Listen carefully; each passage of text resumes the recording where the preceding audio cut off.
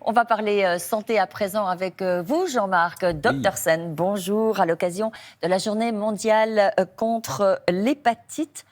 Jean-Marc, c'est quoi une hépatite exactement? Alors une hépatite, c'est une inflammation du foie, hein, une inflammation qui peut être aiguë ou chronique. Et le problème, c'est que cette inflammation, lorsqu'elle dure, eh bien, alors l'hépatite peut guérir spontanément, heureusement c'est dans la majorité des cas, mais quelquefois l'inflammation perdure et là ça peut donner une fibrose, une cirrhose, ça peut aller même vers le cancer du foie. Ah Donc oui, ça là, peut ça être paraît quelque très chose grave.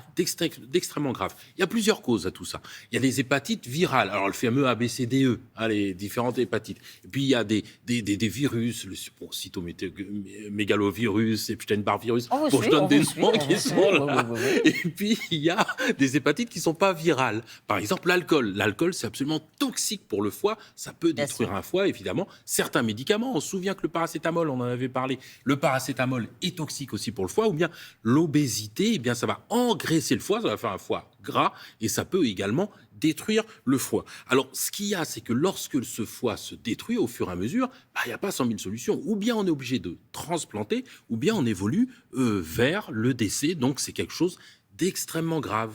Alors, clairement, quels sont les symptômes d'une hépatite? Alors, quelquefois, on Comment on peut la avoir. reconnaît? Voilà. Alors, quelquefois, il y a des signes. Il y a des signes qui peuvent être caractéristiques parfois. C'est-à-dire, par exemple, c'est cette fameuse jaunisse où on a la peau au niveau des yeux, où on peut avoir ça. On peut avoir des symptômes digestifs, avoir mal au ventre, des nausées, des vomissements. On peut avoir, évidemment, quelquefois, des modifications de la coloration des urines et des selles. Alors, ça, c'est quand il y a des symptômes.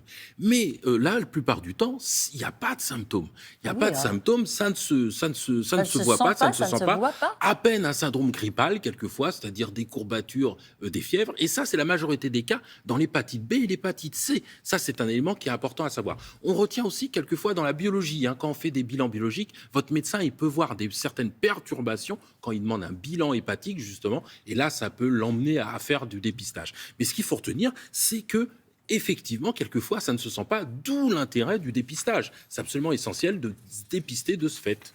Des hépatites qui sont très contagieuses aussi, hein. Il faut faire Alors, très attention, hein. Alors, c'est extrêmement contagieux, effectivement. Enfin, c'est contagieux, ça veut dire qu'on peut avoir l'hépatite par... C'est les fluides, hein, corporels qui vont transmettre cette hépatite. Et donc, c'est pour ça que à chaque fois qu'on a une proximité, et ça, c'est ça le facteur de risque, à chaque fois qu'on a quelqu'un qui, dans son entourage, a eu une hépatite B ou C, hein, alors ça peut être sa maman, hein, en cas de transmission, quelqu'un d'extrêmement proche, le conjoint, s'il y a eu des situations, par exemple, si on a été usager de drogue, si on parlait un peu de piercings qui ont été faits dans des conditions un petit peu Oui, on parlait aléatoires, des on en parlait tatouages hier, hein, justement, donc oui. justement hier, si on a été incarcéré, hein, en prison, hein, tout ça sont des situations qui sont à risque et ces situations à risque doivent emmener à faire un dépistage de l'hépatite. Il faut faire c'est par une prise de sang, on fait une prise de sang pour pouvoir dépister tout ça.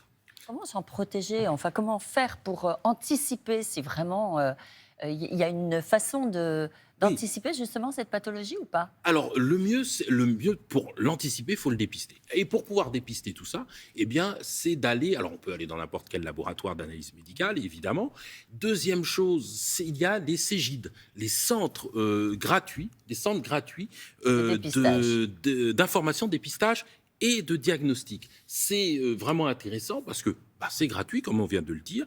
On y trouve plein de professionnels, des assistantes sociales, psychologues, sexologues. On peut même avoir une prescription de contraception et être vacciné contre les hépatites A, B et contre le papillomavirus. Donc ça, c'est vraiment intéressant. Il y a aussi, je vous ai mis également un site qui est intéressant, Hépatite Info Service. On appelle là-bas et on a justement l'ensemble des centres. C'est le 0800 Le 845 numéro qu'on vient 800, de voir. le numéro qu'on vient de voir. Et on peut avoir l'ensemble Voilà, des il centres. revient Justement, 0800 845 845 800. 800. C'est un appel gratuit, évidemment. C'est 7 jours sur 7. On a l'ensemble des centres gratuits de dépistage. Donc ça, il ne faut vraiment pas hésiter, surtout si on est dans les situations qu'on a citées tout à l'heure. Merci beaucoup pour ce point précis et très complet, Jean-Marc. D'ailleurs, tout à l'heure, vous répondrez aux questions des téléspectateurs.